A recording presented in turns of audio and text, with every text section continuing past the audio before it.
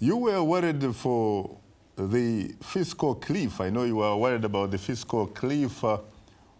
What is your reaction to the manner in which the United States, two branches of government, have finally managed to handle it?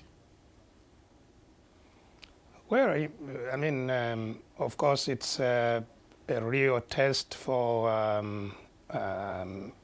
democracy to see the different branches of government, you know, in contestation, and to see how transparent the kind of negotiations that take place proceed and eventually lead to a decision, and the involvement of the population also in the whole debate of the issues that are being handled by their leaders in Washington. It was very exciting, the kind of pressure they had to work through, sitting beyond midnight on several occasions during a holiday season, weekend, and so on.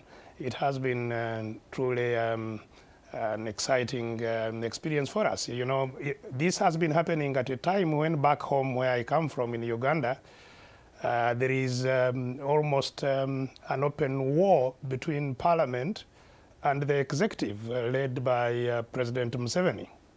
So, as you may have heard, shortly before the Christmas holidays, one of the members of parliament died in mysterious circumstances. Clearly seems to have been poisoned, and there is a lot of rumors that the government was involved in that poisoning, and there has been, it has led to you know, some kind of a war between the parliament and the president, with the president coming out and giving, you know, very terrifying threats to members of parliament, saying if you don't follow what I tell you, you know, you are going to be in very deep trouble and things like that. So what you see here is quite refreshing. Of course, the member of parliament that you alluded to is one Selina Nebanda from Ebutaleja constituency, which is not very far from Bale in eastern Uganda. Is that correct? That is very correct. She was a very dynamic young lady, only 24 years old, who had just been elected, a very vibrant politician that defeated the minister, a serving minister. She was also of the ruling party, the NRM.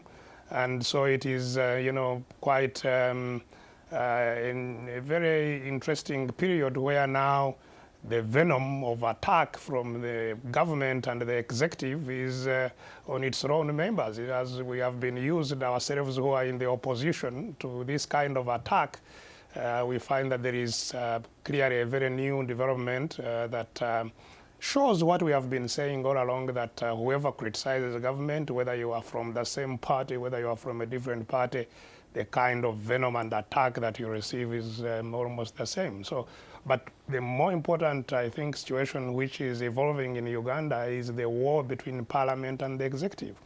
As we talk now, in fact, the president has summoned all the members of parliament for a week-long retreat, whereas is known to happen previously, he's obviously going to read them the riot act to say you must follow, you know, what I tell you. And so these are challenges that we have, I think, which are not unique to Uganda, which are part of the reasons, I think, that generally the African continent has been, you know, involved in chronic instability, political instability, lack of institutional development, lack of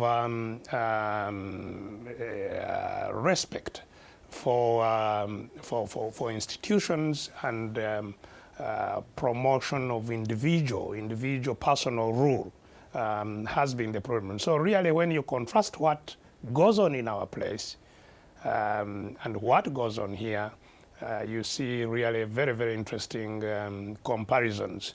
And really, you know, the challenge for Africa, I think, is deeply rooted in that institutional failure of institutional governance. That is why, frankly, we have been, and even the states that are there, some a bit successful on the surface, but are quite vulnerable to degenerating into failed states.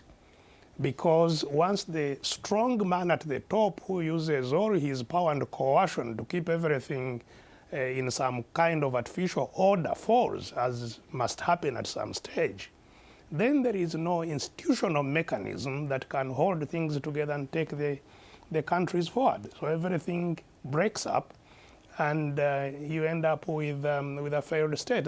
That is, in fact, a very, very clear worry for us in Uganda, where we have President Museveni, who has been in government for now close to 30 years, having come into office through the use of guns, through a war. As you may know, our country, since independence 50 years ago, has only changed the government violently. Now, Besigye, no leader of our country has ever come into office through a peaceful handover from another president. Now, and so once you don't have institutional development, we are likely to get into really deep trouble. Now, Dr. Besigye, you talk, of course, about how President Museveni came into power, obviously via AK-47, of which, of course, someone might remind you, you happen to be part of. You also talk about perhaps the lack of checks and balances in as far as Uganda is concerned, and perhaps across most of Africa.